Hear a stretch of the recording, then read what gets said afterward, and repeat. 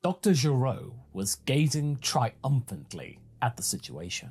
Android 19 had just absorbed Vegeta's energy, and despite the evacuation of his mortal enemy, it didn't bother him at the moment. He had been planning for this moment for many years, making sure that he would go on to defeat Son Goku. He wanted a total and utter destruction of everything he stood for. Why do you hate my father so much? With such a bright mind, you can improve the lives of people all over the world. Gohan uttered these words, exasperated, attempting to stall time. Oh, and I intend to, trust me, child. But before I do that, I need to get rid of all of the alien scum that has sullied our planet with its filth. He smirked at the boy. You are a living example of that, my boy, he said, looking at his enemy's son, impressed by his lack of fear. You are serving a selfish and evil organization. You are no better.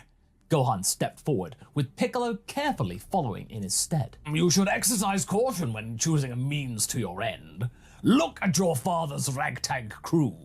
All of them were previously scum and lowlife, bandits, or in one case, a traitor. In the end, humanity will be the one to win. My own upgrades are just the beginning. Once I have fulfilled my vengeance, I will make everyone better. Eliminate hunger, fear, and violence. This is undoubtedly more than your beloved father could ever hope to accomplish in his depths of his ignorance. What happens if someone resists change? What you did has some defects that you haven't yet discovered. What then, Doctor? Gohan was using all of the bravery that he could muster, that he had been gathering for years. The same bravery that had kept his mind intact on Namek, hoping that it would come in clutch on this day. You exhibit such arrogance at such a young age. However, your mind appears to be sharp, boy, clearly influenced by your human nature. Gero approached the boy while Piccolo stood in front of him. Fear not, Namekian. I just wish to speak to the boy, not harm him. Given his human heritage, he could potentially escape if he strategically navigates the situation. Gero smirked. You're not happening, you creep. Piccolo then grit his teeth. Well then. Android 20 punched the Namekian, sending him flying away. I am glad that I do not have to stop myself any longer. Mr. Piccolo! Gohan yelled and decided to charge furiously toward Android 20. The scientist dodged his attacks with ease, inviting 19 to take it from there. The clown automaton started to attack the son of Goku with a flurry of blows, but his anger was making him completely unaware of the lack of damage that he was causing toward the synthetic opponent. There was no success. Piccolo then returned to the fray. Meanwhile, Krillin snuck in and started moving toward Vegeta. Yamcha, in the meantime, was on his way to Kame House with Goku. Gero had simply let them go. He was so sure of his invention that it needn't matter if they decided to regroup. 19! Enough of this charade. You might want to kill the Namekian, but keep the child alive.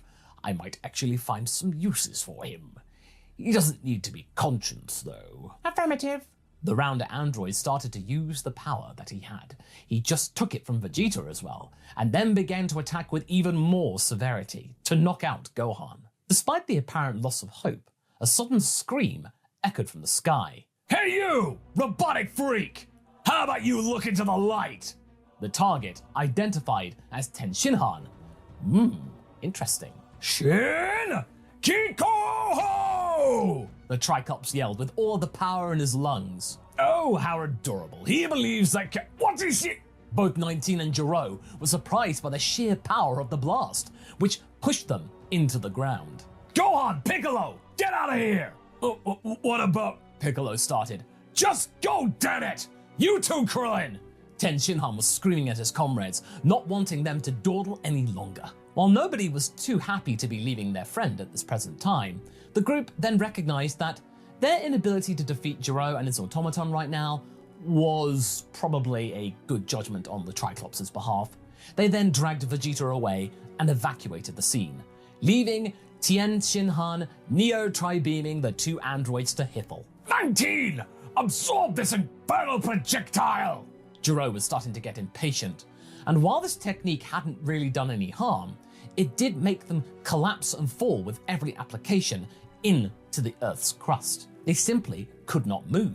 They were stuck. According to my scanner, the beam seems to be too scattered to be easily contained within my form. However, the life signs from Tien repeat that he is failing. He will die soon, Master. Well, that's good. Good sign. Wait till the right moment and destroy that annoyance for good. Before that, though, activate your analysis matrix. We might be able to use that later. Affirmative, Doctor. The gyroscopes in 19's neck had managed to keep his head in one position so he could take a nice long look at Tien successful attempts at slowing them down. Gero had to admit that he had managed to irritate him, but that didn't matter all that much in the grand scheme of things. What mattered, though, was that he possessed some intriguing intelligence and a technique that 19 could potentially replicate in the future with a few software updates. Your friends have abandoned you, Tien. We'll catch up with them anyway. What you are doing is useless. Cease this foolishness and accept your fate, or else you will suffer the consequences. Can't do, old man. I will keep you here, even if it's the last thing I'll do. Shin Kikoho! The warrior yelled, shooting at them once more. That can be arranged. Gero then calmed down.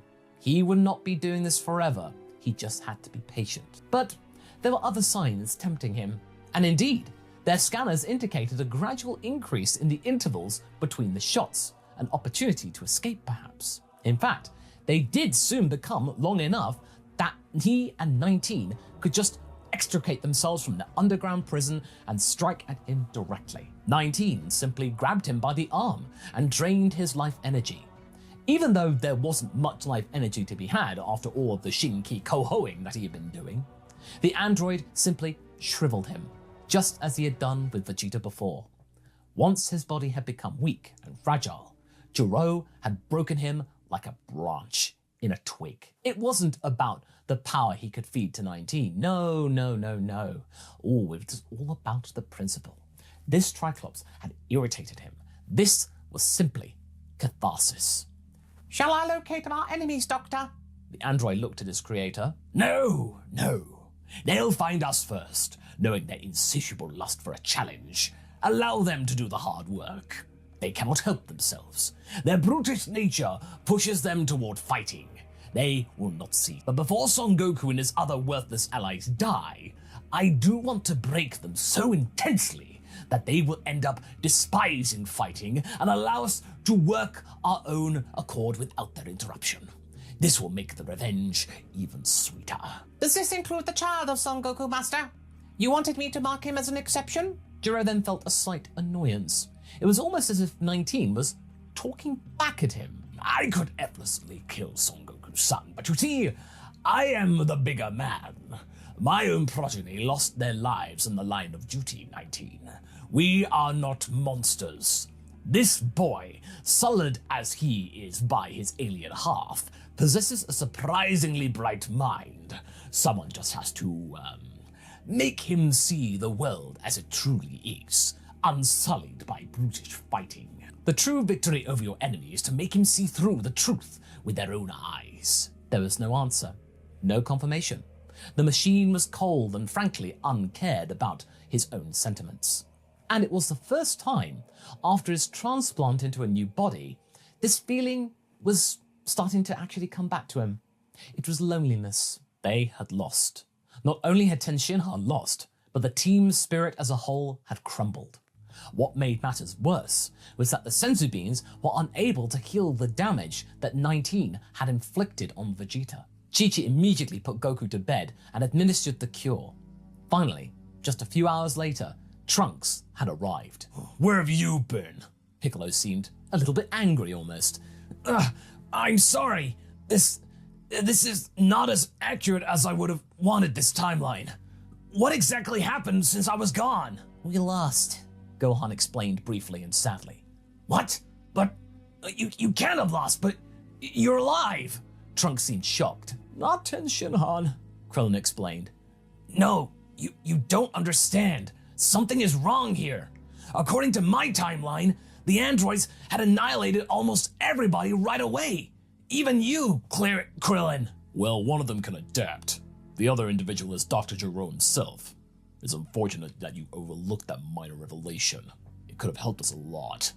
Piccolo seemed particularly frustrated at the time traveler. What was the point of him coming back if they were going to lose anyway? I'm sorry, I was younger back then. I didn't possess all the necessary information at the time. I was trying to remember what I can. Calm down, Piccolo. Without his warning, all of us would have perished today. Let's just count our lucky stars that some of us are still alive to at least have a chance.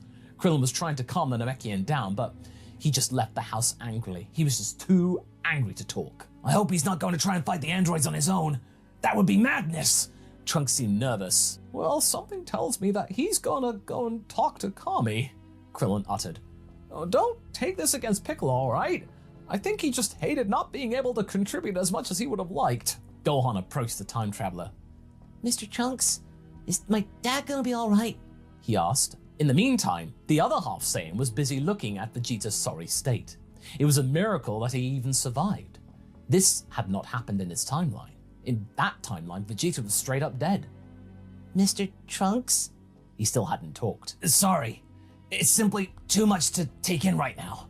Yeah, if he takes the medicine, even after the first symptoms, he should be all right.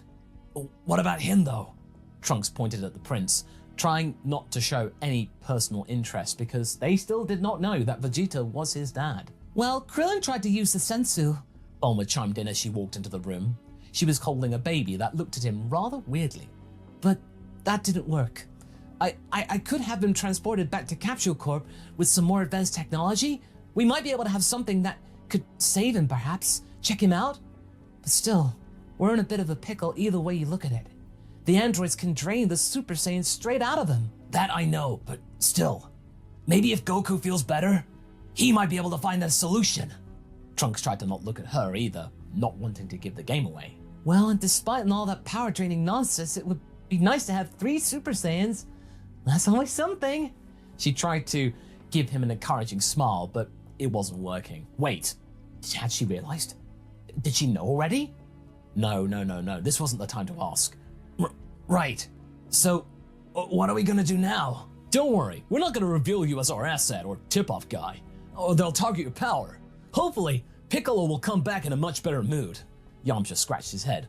Also, I can go with Bulma, you know, in case she needs a bodyguard or anything. I do appreciate the gesture, Yamcha, but what will you do if you get impaled again? They'll demolish you. Hey, first of all, that's uncalled for. And also, they surprised me. They won't this time, I promise. Well, alright, Bulma sighed. Guard Goku. She looked at Krillin, Trunks, and Gohan when she said this. I hope Mr. Piccolo has a plan, the boy whispered as Bulma went away. Absolutely not. Kami raised his voice defensively. You know as well as me that we don't have much choice in the matter. Those androids have proven to be stronger than even Goku.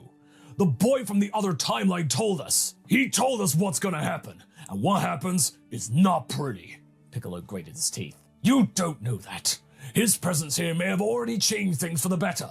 We needn't fight. We needn't do this. It's unwise to toy with temporal distortions.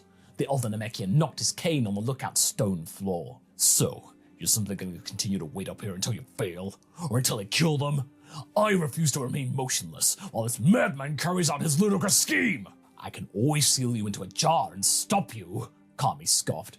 Oh, now we're afraid of death, are we? You were so self-sacrificing when it was about my father. What happened since then? Tell me! Piccolo raised his voice. If I'm going to go down, then I want to do so. Funny, because I thought you purified all your bad side away, and yet you're acting like a petty child and a failure as a guardian. And supposedly, I'm meant to be the evil half. There was a moment of awkward silence. Mr. Popo felt like a child, witnessing his parents fighting, unable to do anything. Kami seemed embarrassed. You are right, Piccolo. I just, The Guardian looked to the world below.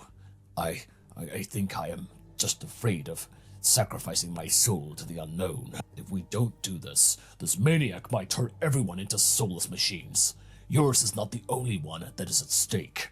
Piccolo had calmed down slightly, but he was still firm. I know, and you are right. Maybe Maybe this purification wasn't perfect, and having watched you for quite some time, thank the Kais that it wasn't. He gave him the last sad smile that he would ever muster. I will make this matter.